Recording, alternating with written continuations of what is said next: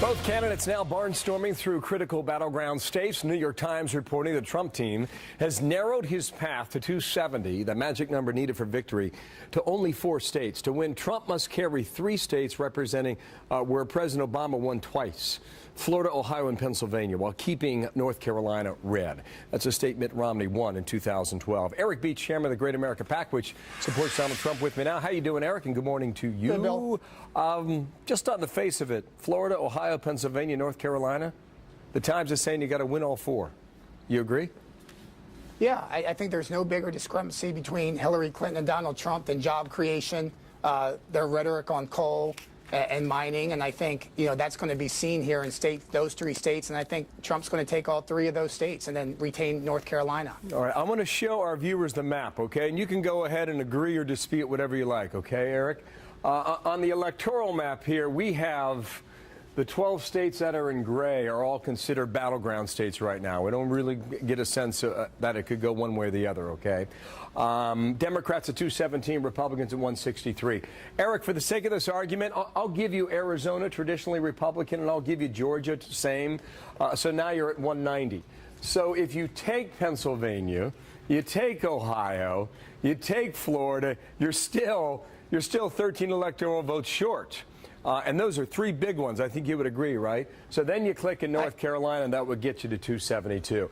That is, right now, the rosiest scenario in terms of winning the White House as we see it on the map today. Go ahead and analyze it yourself. Yeah, I agree with your assessment. What I'll also say is, if he wins those states, which I expect that he will because of what I mentioned before, this might be a wave election. I think you're going to see some states, in the Midwest and West go in his favor.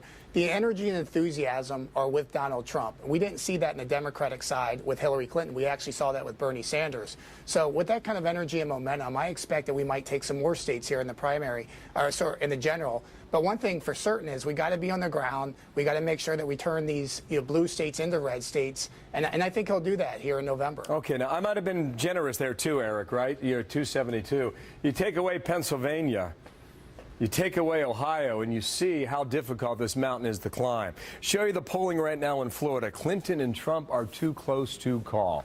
I watched that primary vote where Trump won every county except for one, that being Marco Rubio's home county, Miami-Dade. I'm not sure if that portends anything toward the general or not. What does the campaign believe about that, Eric? Look, I think he's going to take Florida. It's basically his home state, at this point in time. And I think you're really going to look at Pennsylvania and Ohio. And I just don't see how, with Hillary Clinton's rhetoric, with her, job deletion, not creation, how she's going to win those states that, are outsourcing their jobs or going to Mexico or going to China or other places. I mean, this is the kind of thing where people are looking for the economy to rise up. And I think there is no bigger discrepancy between the 2 candidates. So I really think that Florida is going to be in the R column, and I don't see how she wins Ohio or Pennsylvania. Okay, Pennsylvania now, real clear average right now, has her up about 4 points, okay? It's about 46.4 to 40.0%, to be precise. Let me just show you, Pennsylvania hasn't gotten Republicans since 1988. You know that, right? You go back to get out of the primaries, go to 2012. This was a state that Barack Obama won by 4, 5, 6 points. 2008, it was even greater margin than that. What here on this state of PA allows Donald Trump to say, I can win there now? Well, it's a state that cares about 2 things: national security and jobs.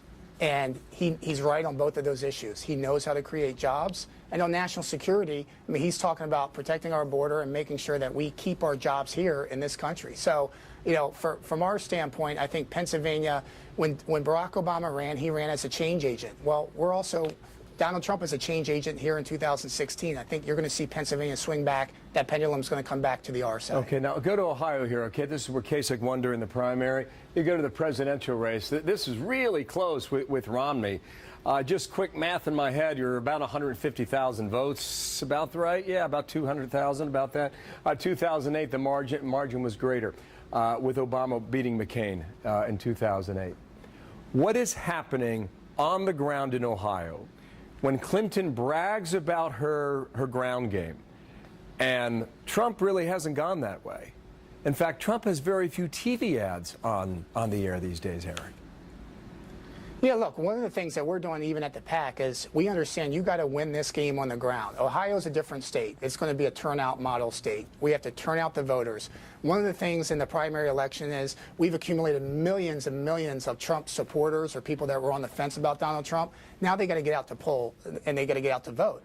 And one of the things that's clear is some of these voters have never voted in past elections. You got to turn those voters out in Ohio in November. I don't think you're going to win this by having the best commercials in Ohio. I think you need to turn out the unique Trump supporter in November, and that's something that we're going to do at Great America PAC and something that the campaign's going to do as well. Yeah, there's no imminent plan, reading from the New York Times right now, to match Mrs. Clinton's spending on TV ads. If you don't and you still win, that would be revolutionary. Last thought, Eric, quick. It's a change election. It's a wave election. The energy and enthusiasm with Donald Trump, you have to turn out these unique Trump supporters to the polls in November, and that's something that we're going to do and something the campaign's going to do, and he's going to win in November. Eric, thank you. Come on back and we'll discuss it more, okay? More to be debated on that. Eric Beach, thank you. Elizabeth.